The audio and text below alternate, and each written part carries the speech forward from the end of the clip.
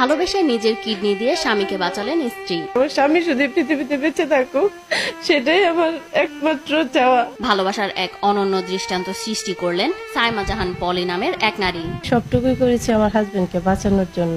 আমি শুধু চেষ্টা করেছি, আর বাঁচানোর মালিক তো আল্লাহ। বর্তমান সমাজে ছোটখাটো বিষয়ে সংসার ভাঙার হিড়িকে নিজের একটি কিডনি দিয়ে স্বামীকে বাঁচানোর ঘটনা যেন রীতিমতো তাক লাগিয়েছে এলাকায়। কিন্তু কিডনি প্রতিস্থাপন করাতে শেষ হয়েছে দাম্পত্য জীবনের সব সঞ্চয়। 1.5 বছর পর্যন্ত ডায়ালাইসিস, পরীক্ষা নিরীক্ষা সবকিছু মিলে তো আমাদের অনেক টাকা পয়সা চলে গেছে। 40,000-এর উপরে চলে যায় ঔষধ। 50,000 টাকার মতো আমাদের যেখানে আয়, সেখানে এখন ব্যয়ের খাতায় আমাদের যুক্ত হয়েছে 1 লাখ টাকা।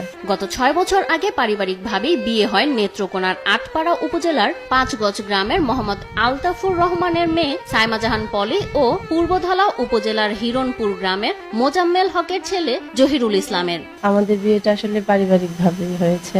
এরপর দাম্পত্য জীবনে জন্ম হয় রাইসা নামের এক কন্যা সন্তানের। 5 বছরের ছোট্ট রাইসাকে স্কুলেও নিয়ে যেতে পারেন না জহিরুল। মেয়ের মুখের দিকে তাকিয়ে বাইরের সব কাজ করেন স্ত্রী পলি। বাবা মায়ের এমন অবস্থায় মানসিকভাবেও ভেঙে পড়ছে শিশু রাইসা। আমার খুব ইচ্ছা করে বাবা আমাকে স্কুলে নিয়ে যাবে, আবু অসুস্থ দেখে আমাকে কোথাও নিয়ে যেতে পারে না। একমাত্র সন্তান আমাদের, সন্তানের দিকে তাকিয়ে কোনো সব কষ্ট মেনে নিতে হয়তো পারছি। ভালোবাসা আনন্দে ভালোই কাটছিল তাদের জীবন, কিন্তু হঠাৎ গত 2 বছর আগে দুরারোগ্য ব্যাধিতে আক্রান্ত হয়ে দুটি কিডনি নষ্ট হয়ে যায় জহিরুলের। দীর্ঘদিনের চেষ্টায় কোনো উপায় না পেয়ে স্বামী জহিরুলকে বাঁচিয়ে রাখতে নিজের একটি কিডনি দিয়ে দেন স্ত্রী পলি। অনেক টাকা চায় ওনারা 10-15 লাখ করে এরকম করে টাকা চাচ্ছে। এ যেন লাইলি মজনু কিংবা শিরিন ফরহাদের মতোই ভালোবাসার এক উজ্জ্বল দৃষ্টান্ত। সন্তানকে পিতৃহীন না করে স্বামীকে বাঁচিয়ে রাখতে স্ত্রীর এই মহান আত্মত্যাগ। একটি কিডনি স্বামীকে দিয়ে দেয়াতে নিজের কোনো সমস্যা হচ্ছে না বলে জানান পলি। আল্লাহর রহমতে আমার কোনো সমস্যা হচ্ছে না। একটা কিডনি দিলে অবশ্যই বাঁচা যায়। স্ত্রীর এমন বিরল আত্মত্যাগে নির্বাক স্বামী জহিরুল। আমার ওয়াইফ কিভাবে আসলে সে এত বড় স্যাক্রিফাইস করছে আমি নিজেও জানি না। এরকম করে না কেউ।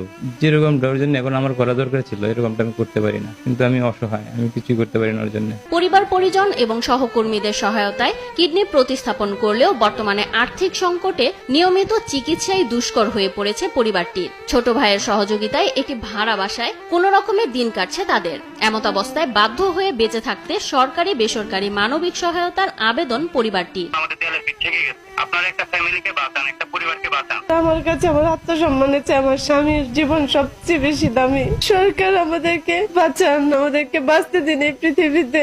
এদিকে তাদের বিষয়টি আমলে নেওয়া হয়েছে বলে জানান নেত্রকোনার সমাজ সেবা কার্যালয়ের উপপরিচালক মোহাম্মদ শাহ আলম। খুব দ্রুতই এককালীন আর্থিক সহায়তার ব্যবস্থা হচ্ছে বলে জানান তিনি। 50,000 টাকার চেক আমরা তার কাছে হস্তান্তর করব। আধা ঘন্টার ভিতরে আমরা তথ্য পাঠিয়ে দিয়েছি বা কার্যকরী ব্যবস্থা হচ্ছে।